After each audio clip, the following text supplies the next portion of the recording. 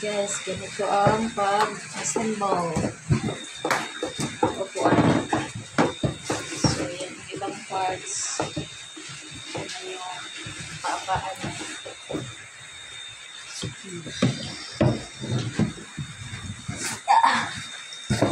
So, binigay ito sa amin guys from Cebu. So, ito. Magaling yan, Mr. ko dyan. Siya ay isang carpenter. Carpenter to.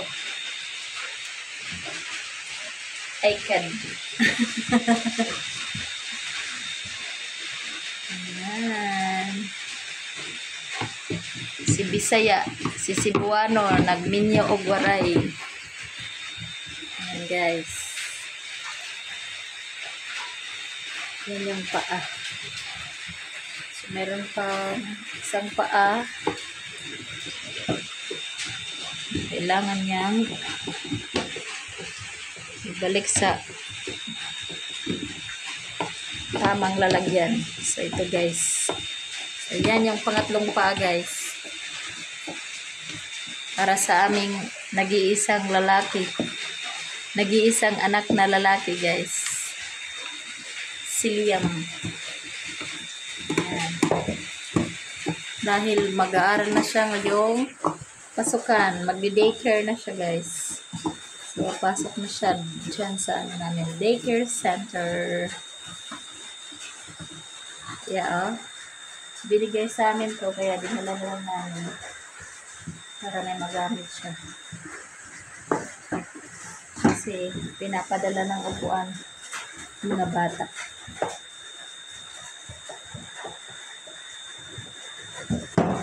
Ayan na. So, okay na siya guys. Matibay guys. Oh.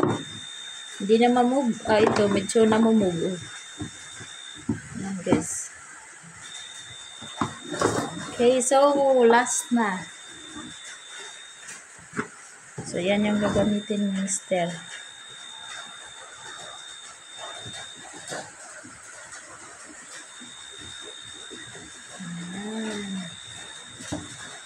Ganyan yung pag-hawak ng screw guys. Wow.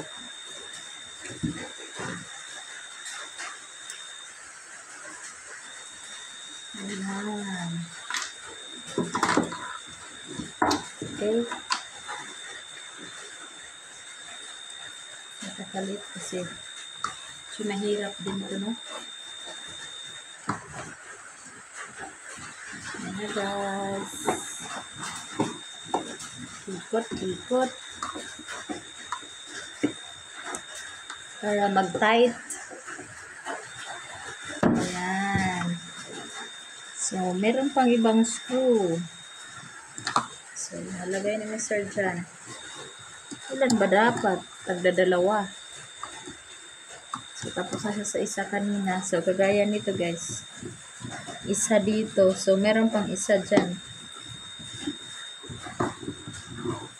Siguro lang. Pero feel ko, yun na yun. Need pa niya. Dyan. Dito, kakaiba naman to dito guys. Oh. Oh.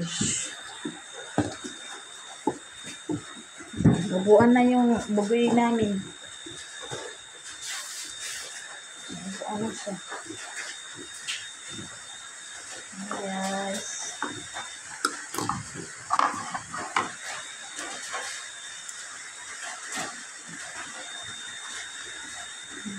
Okay.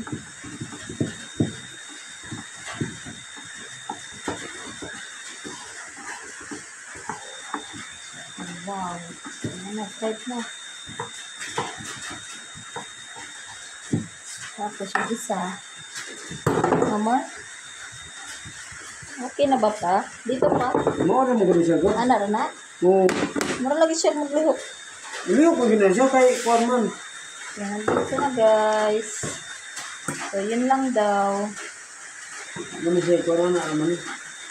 Pwede na siyang upuan guys. Chikiting. So, yan. Yung problema nagkuhan man ng Inday. Buwa diya. Libon din ng Inday. Tayo. Pwede na upuan guys dito. Okay, para sa bata. Pero pwede yun sa yung hindi masyadong mabigat. So, okay na guys. Wow. Ayan. Thank you sa nagbigay nito. Nasambal na siya. Pwede nang gamitin ng aking grade. Thank you so much for watching guys. Bye bye. Please subscribe.